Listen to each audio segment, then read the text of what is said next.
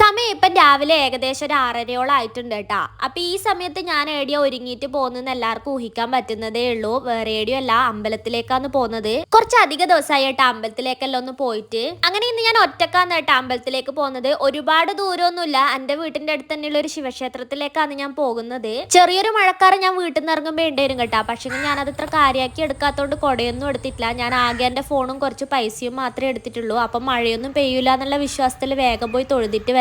അങ്ങനെ ഞാൻ ഏകദേശം അമ്പലത്തിലേക്ക് എത്തിയിട്ടുണ്ട് കേട്ടാ. ഇതെന്റെ വീടിന്റെ അടുത്തുള്ള അമ്പലം തന്നെയാണ്, കുറച്ചേ നടന്നിട്ട് പോകേണ്ടതുള്ളൂ. രാവിലെ തന്നെ ഈ അമ്പലത്തിലേക്ക് വരാൻ ഒരു പ്രത്യേക രസം തന്നെയാണ് കേട്ടാ. എത്ര വലിയ വിഷമം ഉണ്ടെങ്കിലും സമാധാനം കിട്ടാൻ ഈടെ പോയാൽ മതി എന്നാണ് ഞാൻ ചിന്തിക്കല്. എന്ത് വിഷമം ഉണ്ടെങ്കിലും അമ്പലത്തിലെത്തിയ ഒരു പുഷ്പാഞ്ജലി എല്ലാം കഴിക്കുമ്പോഴത്തേന് എന്റെ വിഷമം തീരലുണ്ട് കേട്ടാ. പക്ഷെ ഇപ്പൊ എനിക്ക് പ്രത്യേകിച്ച് വിഷമമൊന്നുമില്ല, അമ്പലത്തിൽ പോകാൻ തോന്നിയോണ്ട് ഞാൻ പോയതാണ്. രാവിലെ തന്നെ ആയതുകൊണ്ട് അധികം ആരും ഇല്ലേനും കേട്ടാ, കുറച്ച് ആൾക്കാർ മാത്രമേ ഉള്ളൂനും. അപ്പൊ ഞാൻ കയറി തൊഴുത് ഇറങ്ങിയിട്ടുണ്ട്. അങ്ങനെ ഞാൻ പുറത്തിറങ്ങി നല്ല പാട്ടെല്ലാം കേട്ട് പ്രസാദം കഴിച്ചോണ്ട് നിൽക്കലാന്ന് കേട്ടാ. പണ്ട് ചെറുപ്പത്തിൽ അമ്മേന്റെ കയ്യും പിടിച്ച് പ്രസാദം കഴിക്കാൻ വേണ്ടി മാത്രം അമ്പലത്തിലേക്ക് പോയിട്ടുണ്ട് കേട്ടാ ഞാൻ. അങ്ങനെ ഇതാ പ്രസാദം എല്ലാം കഴിച്ച് കൈയെല്ലാം കഴുകി ഞാൻ കുറച്ച് സമയം അവിടെ ഇരുന്നിട്ടാണ് അമ്പലത്തിൽ നിന്ന് ഇറങ്ങിയത്. അപ്പൊ ഞാൻ കൈ കഴുകാൻ പോയ നേരത്തെ അവരെനിക്ക് പ്രസാദം വീട്ടിലേക്ക് കൊണ്ടുപോകാൻ വേണ്ടി എടുത്തു വെച്ചിട്ടുണ്ടായിരുന്നു കേട്ടാ. അമ്മയെല്ലാം എന്താ വരാത്തേന്ന് എന്നോട് അവർ ചോദിച്ചിട്ടുണ്ടായിരുന്നു. അപ്പൊ അമ്മക്ക് മോക്കെല്ലാം കൊടുക്കാൻ വേണ്ടിയിട്ടാണ് അവർ പ്രസാദം എനിക്ക് തന്നു വിട്ടത്. അങ്ങനെ അമ്പലത്തിലെല്ലാം പോയി തൊഴുതിറങ്ങി കുറച്ച് സമയം അവിടെ ഇരുന്നപ്പോ ചെറിയൊരു സമാധാനം എല്ലാം മനസ്സിന് കിട്ടിയിട്ടുണ്ട് കേട്ടാ. അങ്ങനെ അമ്പലത്തിൽ നിന്ന് തൊഴുതിറങ്ങി ഇനി നേരെ വീട്ടിലേക്ക് പോക്കാന്ന് കേട്ടാ.